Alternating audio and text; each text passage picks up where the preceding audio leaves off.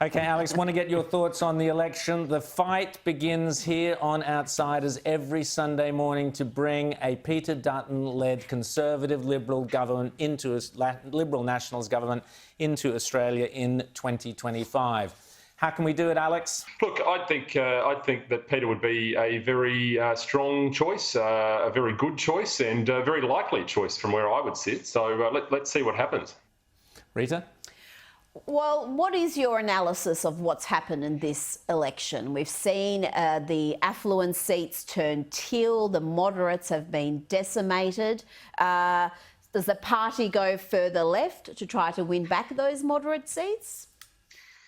Look, well, I'm sure there'll be those inside the four walls that'll be trying to pitch that message. And I have to say, I heard the comments of Senator Simon Birmingham last night on ABC Radio suggesting somehow that the views of Catherine Deebs were a form of contagion that had spread throughout the electorate. And I have to say, I've never heard more nonsense in my life. That is just completely and utterly wrong. And the reality here is that this is a centre-right Conservative party. It was only 3 years ago that the Quiet Australians rubber stamped that for us and showed it. Since then, I'm sad to say, and I've been saying it probably to the irritation of many inside those very four walls, but we are not the party of capitulation to net zero. We should not be the party of vaccine mandates, although I accept they weren't a Commonwealth issue, but across the country, Liberal state governments like mine here effectively endorse those.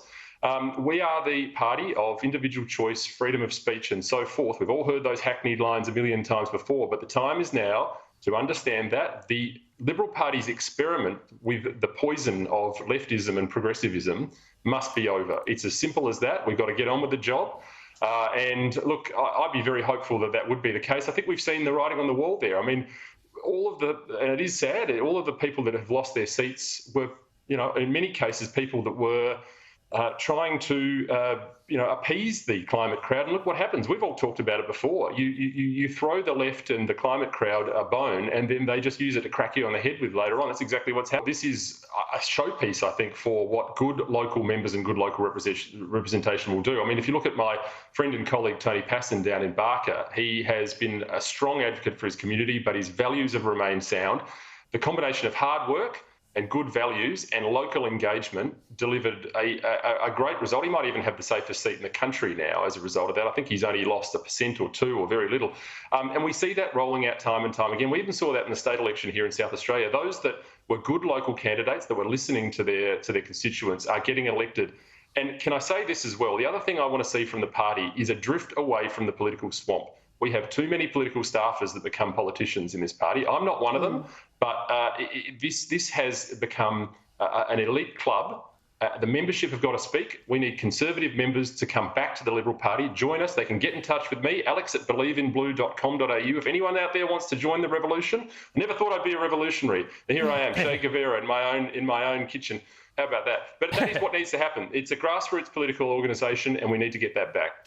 But isn't it mad, Alex, that you're revolutionary for wanting to bring a centre-right party back to the centre-right? But you know what the analysis from the media pundits is overwhelmingly going to be. They're going to say you need to go more small L Liberal, go further left. Yeah, absolutely. And look, the first thing to do that is to switch the fake news antenna off. That's the first thing. Look, I think that the truth here is that we have to take, this has gone back generations. We've talked about this before on your show about the long march through the institutions. Much of the blame for the teal revolution in this country has to lay firmly in the lap of Conservatives of the last 2 decades, not shooting down this nonsense about climate change, allowing school children to go to sleep upset because they think the world is coming to an end. Yep. That has given rope to these teal candidates where there should never be. It's like the parent that says to the child, you can't eat chocolate all day, every day, and they kick and scream and wail. Well, sometimes you've got to be a tough parent. You've got to tell it like it is. So we've got to get stronger on this nonsense. We've got to push back on these globalist forces that are coming through, and climate change is one of them. The World Health Organization and their treaty is another one, and not be frightened to call out. We've got to drown out the Guardians, the ABCs, because we didn't do it when we were in power. We're going to have to do it when we're in opposition.